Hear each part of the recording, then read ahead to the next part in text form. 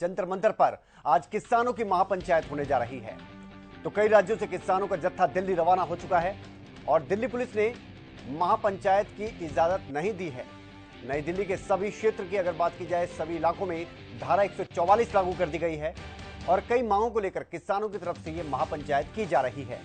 इसमें मुख्य तौर पर अगर बात करें तो एमएसपी पर गारंटी का जो कानून है उसे बनाने की मांग फिर से दोहराई जा रही है और साथ ही बिजली बिल 2022 को भी रद्द करने की मांग किसानों की तरफ से की गई है।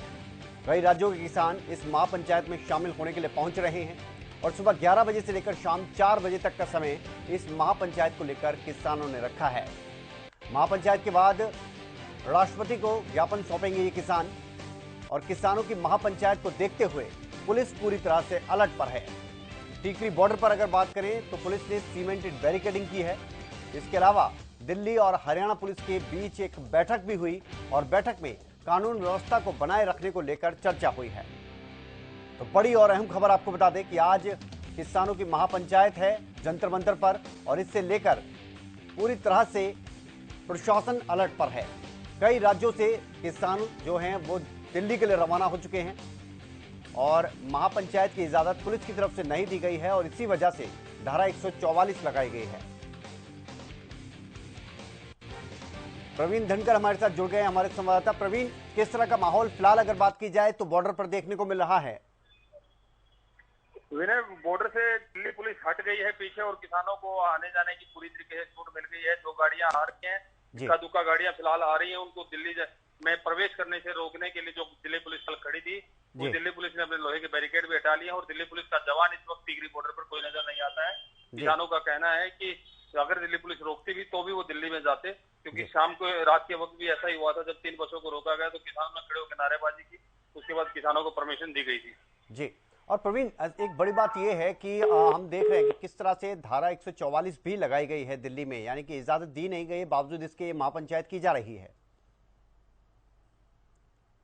चलो, लगता है संपर्क यहां पर टूट गया है प्रवीण से। आपको बता दें कि ये किसानों के लिए थोड़ी राहत की बात कि बैरिकेडिंग हटा दी गई है। जो बॉर्डर पर बैरिकेडिंग की गई थी अब उनको इजाजत दे दी गई है कि वो दिल्ली में एंटर कर सकते हैं और जिस तरह से प्रवीण बता रहे थे कि इक्का दुक्का जो वाहन किसानों के आए हैं उनको दिल्ली में एंट्री दे दी गई है।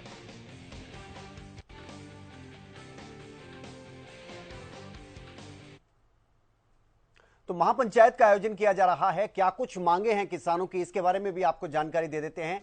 मुख्य मांग जो है वो है कि एमएसपी की गारंटी का जो कानून है उसे बनाया जाए। इसके अलावा बिजली बिल 2022 के जो नियम हैं उन्हें रद्द किया जाए, ये किसानों की प्रमुख मांगे हैं। गन्ने का समर्थन मूल्य बढ़ाए जाने की भी मांग किसानों की तरफ से की जा रही है और गन्ने का जो बकाया भुगतान है उसे तुरंत करने की मांग की जा रही है। और आंदोलन के दौरान जिन किसानों पर मुकदमे दर्ज हुए थे उन्हें वापस लेने की मांग एक बार फिर से उठाई जा रही है। साथ ही लखीमपुर में जो हत्याकांड हुआ था उसको लेकर भी पीड़ित परिवारों को इंसाफ मिले, ये बात किसानों की तरफ से की जा रही है और जेलों में बंद सभी किसानों को रिहा किया जाए। तो इस महापंचायत की अगर बात की जाए तो इसमें ये प्रमुख मांगे, अजय मिश्रा टेनी की गिरफ्तारी की मांग आपको बता दें और देश के सभी किसानों को कर्ज मुक्त किया जाए, किसानों की मांग, और जितना भी बकाया मुआवजा है वो भी दिया जाए, ये कहना है किसानों का। प्रधानमंत्री फसल बीमा योजना के तहत भुगतान किया जाए।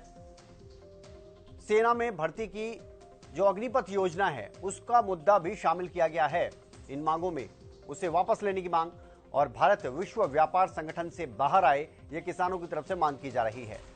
सभी मुक्त व्यापार समझौते रद्द किए जाएं, किसानों की तरफ से ये मांग उठाई गई है। आपको बता दें कि हाल ही में जो किसान आंदोलन हुआ था उसके बाद कुछ मांगे ऐसी थी जो कि अभी तक पूरी नहीं हुई हैं और उन मांगों में अब इन बाकी की जो मांगे हैं उनको भी शामिल किया गया है किसानों की तरफ से। और इन मांगों की अगर बात करें तो इसमें सबसे मुख्य तौर पर वही मांग है एक पुरानी कि एमएसपी पर कानून बनाया जाए।